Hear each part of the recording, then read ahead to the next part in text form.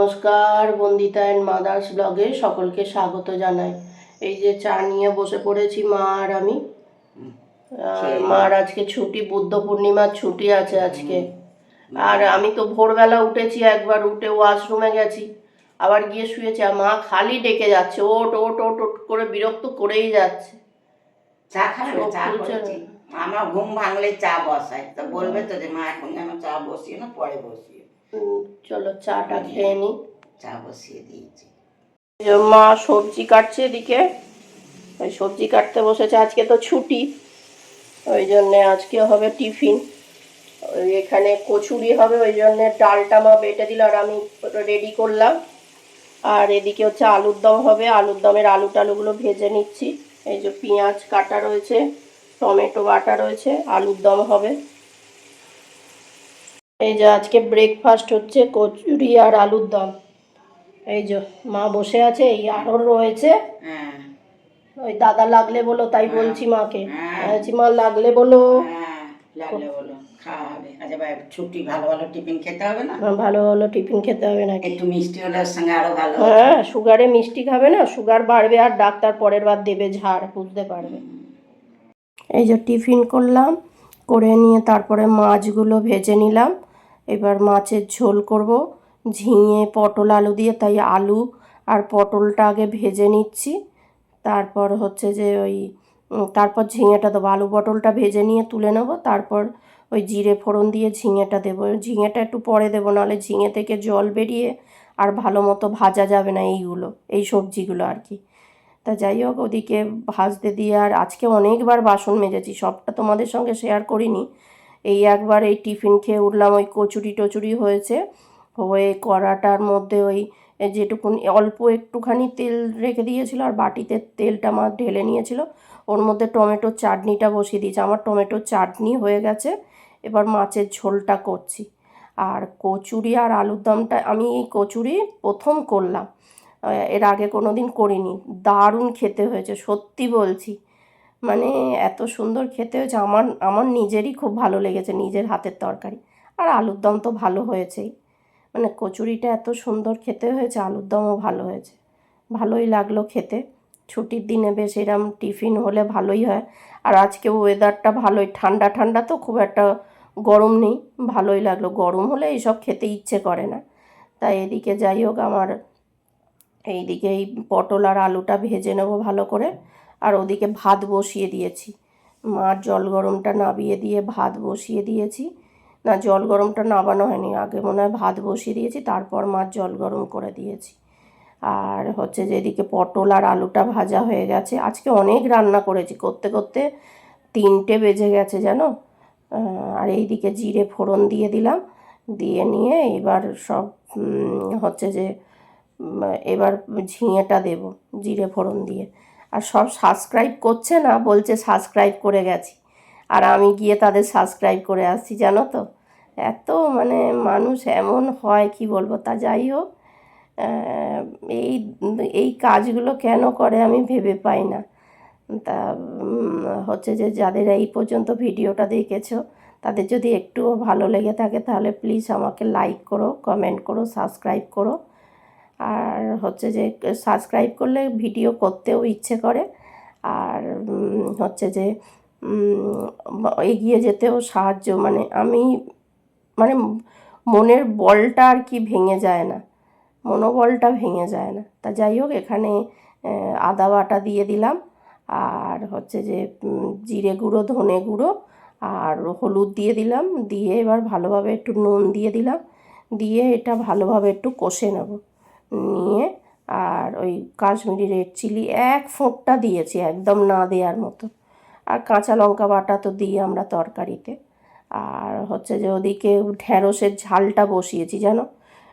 দুদিকে না বসালে অনেক দেরি হয়ে যাবে, মা বললো দুদিকে বসিয়ে দেয়, ওই যে টিফিনটা করতে হয় না, টিফিন করতে হলেই দেরি হয়ে যায়। কিন্তু আজকে অনেক সকাল সকাল উঠেছি, আমি অনেক সকালবেলায় উঠেছি, তা টিফিনটা তাড়াতাড়ি হয়ে গেছে। কিন্তু এই রান্না বসাতে গিয়ে আর ওই কচুরি ফচুরি করা হয়েছে, ডালটা করা হয়েছে, ওই করতে করতে কিন্তু অনেকটাই দেরি হয়ে গেছে। আর সব রান্নাই দাঁড়িয়ে দাঁড়িয়ে করা না, পায়ে কোমরে ভীষণ ব্যথা হয় জানো তো। এত দাঁড়িয়ে দাঁড়িয়ে রান্না করতে হয়। আর হচ্ছে যে ছুটি থাকলে বেশ ভালোই লাগে, এই পরপর দুদিন ছুটি থাকলে কোথাও যাওয়া যায়। মা বলছে তোর হচ্ছে যে অনেক দিন কোথাও যাইনি, ভালো লাগছে না, মন মেজাজটা ভালো নেই। আছে কেন, বলছে চ না কোথাও ঘুরে আসি, অনেক দিন কোথাও যাইনি। তাই এবার মাছের ওই ঝোলটা কষে নিয়ে এবার ওর মধ্যে জলটা দিয়ে দিয়েছি, এবার জলটা ফুটবে, ঝোলটা ফুটলে তার মধ্যে মাছগুলো দিয়ে দেবো। আর এইদিকে নাড়বো, ওই জন্যে কড়াটা এদিকে নিয়ে এলাম, ঢ্যাঁড়সটা ভালোভাবে ভেজে নিলাম আর সর্ষে পোস্ত বাটাটা দিয়ে দিলাম। আজকে এক কাণ্ড হয়েছে জানো, সর্ষে পোস্ত বাটতে গিয়ে আর মাছ সেই মিক্সির বাটির ভেতরে ব্লেড থাকে না, সেই ব্লেডটা ভেঙে গেছে।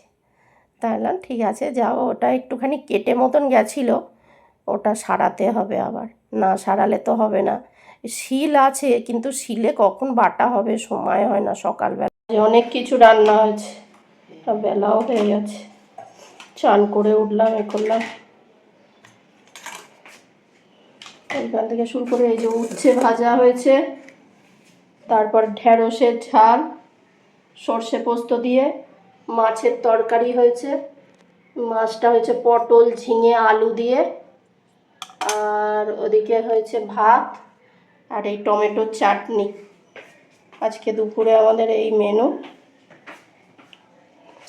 আজ অনেক রান্না করতে করতে অনেক বেলাও হয়ে গেল। খাবি না?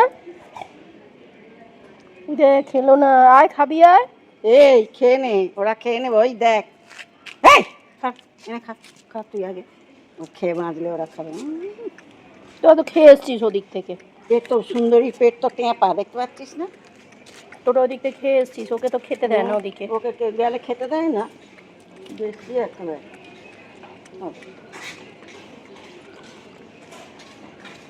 এরও বদমাইশি কিরম দেখেছো, দেখে ঘুরে চলে গেল।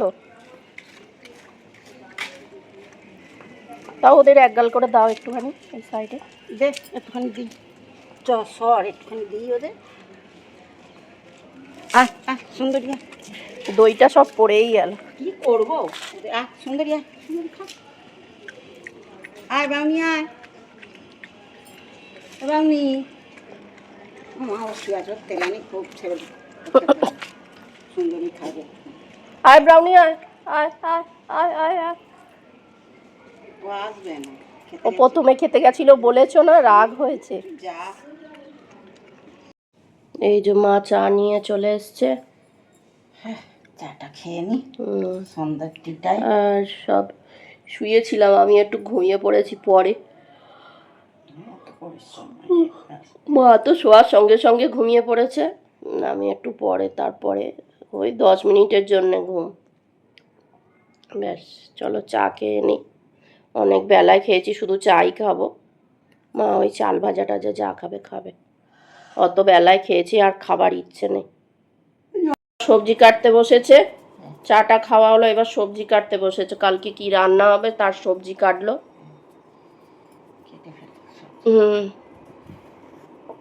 না কেটে রাখলে সকালবেলা দেরি হয়। হ্যাঁ তাই তো, খুব অসুবিধা। হ্যাঁ সকালে অনেক দেরি হয়ে অনেক দেরি হয়ে যায়। আবার শনিবার তাতে অফিস যেতে হবে। ঠিক আছে, নাও কেটে নাও তাহলে। হ্যাঁ বেশ কথা খাইয়ে রেখেছি। এই যে পার্সেলটা দুপুরবেলা এসছিল, কাটা হয়নি, আনবক্সিং করা হয়নি, মা বললো আনবক্সিং করে ফেল। আমি সেই করবো কি, কাঁচিটার মাথাটা এত ভোঁতা, কিচ্ছু কাটা যায় না, আর এমন টাইট করে আঁটে না, ভেতরের প্লাস্টিকগুলো আরও এমনভাবে এঁটেছে যে খুলতেই পারছি না। সেলোটেপ আটকানো এমনভাবে, সাদার মধ্যে সাদার সেলোটেপ দিয়ে আটকানো, তো সে মানে বুঝতে পারছি না। তা যাই হোক, ওই চুলগুলো সামনের দিকটা একদম ফাঁকা ফাঁকা হয়ে যাচ্ছে, ওই জন্যে এই প্রোডাক্টগুলো নিয়ে এলাম, দেখি কতটা কি কাজ দেয়। তা অনেক দিন বাদে পার্সেল এলো, টাকা খসুক, কিন্তু পার্সেল এলে বেশ, পার্সেলগুলো খুলতে বেশ ভালোই লাগে না, তখন টাকা গেছে মনে হয় না। তা যাই হোক, যে দরকারি জিনিসই শ্যাম্পু ট্যাম্পু সব নিয়ে এলাম, অনেকটা কমে পেয়েছি জানো তো, আমি যেখানে কমে পাই সেখান থেকে একটু নেওয়ার চেষ্টা করি। তা এইগুলো নিয়ে নিলাম, চুলটা পড়ছে খুব, আর সামনের দিকটা আস্তে আস্তে ফাঁকা হয়ে যাচ্ছে, ওই জন্যে এই প্রোডাক্টগুলো নিলাম। তা যাই হোক, ভিডিওটা তাহলে এখানেই শেষ করছি। তোমরা সবাই সুস্থ থেকো, ভালো থেকো, সাবধানে থেকো। আর ভিডিওটা যদি ভালো লেগে থাকে তাহলে লাইক করো, কমেন্ট করো, সাবস্ক্রাইব করো। দেখা হচ্ছে নতুন একটি ব্লগে।